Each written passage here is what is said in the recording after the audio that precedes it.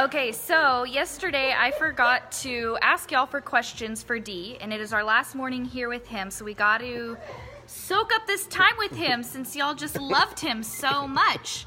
So what we're gonna do is talk about different quirks and things that I picked up from him that I'm now realizing in my adult years that I got more than from 15 him. seconds. Okay, first thing is You're diverse.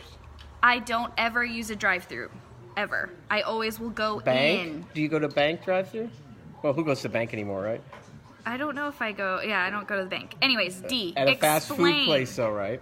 Yes. Okay. Or Starbucks. Well, I'll tell you, because drive-throughs, I am very surprised with all these crazies in this country that think that people have issues that the government needs to control, that they haven't outlawed drive-throughs.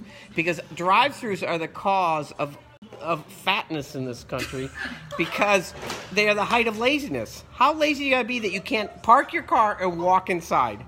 I agree. It's ridiculous. I agree. The toast. I cut off D because he got a little too amped up on that. So we're moving on. Number 2 is that we have to, when we make toast, we have to put the butter on the hot bread right when it comes out of the toaster. True. Right? You can't waste a second. True. Tell me about that. Well, that's pretty obvious. How could you not realize that? Well, Owen 'Cause doesn't do it. You want the butter to melt. Yes. If you don't put it on right away, it's big chunks of butter all over there. You need it liquidy so it flows over the bread nice and evenly and soaks into the bread. Especially if you want to make... peanut butter. Or no, well, peanut butter, no, you gotta wait else it gets too liquidy.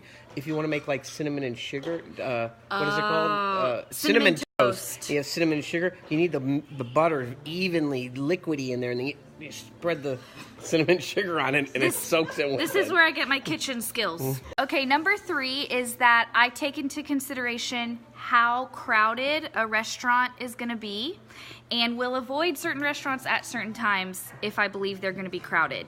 And I got that from him. So tell us about that. Tell you about that, huh?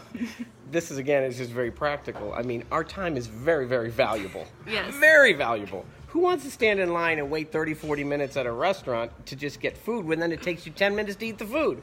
Yes. Right? That's true. It's just the silliest thing in the world. What a waste of time. So sometimes you may eat dinner at like 4 p.m. Well, now at this point, I'm an old fart, so of course I eat dinner at 4 p.m. but you're pretty young. I'm not sure about you. So. Okay, the last point we're going to make is growing up, when he would make waffles, we always Which I make great, by the way. Yes. Okay. Not lacking confidence. We would always put butter and sugar instead of syrup on the waffles. And wait, what about the butter?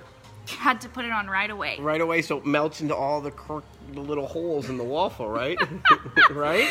You don't want clumps of it. Yes. It's got to melt in there and get liquidy. Exactly. So then the sugar can adhere to the melted butter. Exactly. In the crevices in the waffle, and it's Exactly. really delicious. It's very delicious. Yeah? So what do you want to know about it?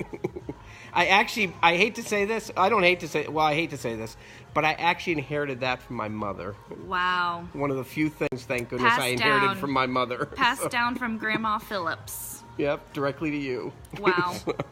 An honor. Owen Thank wants you. to clarify something. I feel like the extreme nature of these things was not communicated to the people. The need for butter to immediately be on the toast. The idea that there might be a 5-person line at a restaurant. Everything's out the window at that point. Both generations. Not me.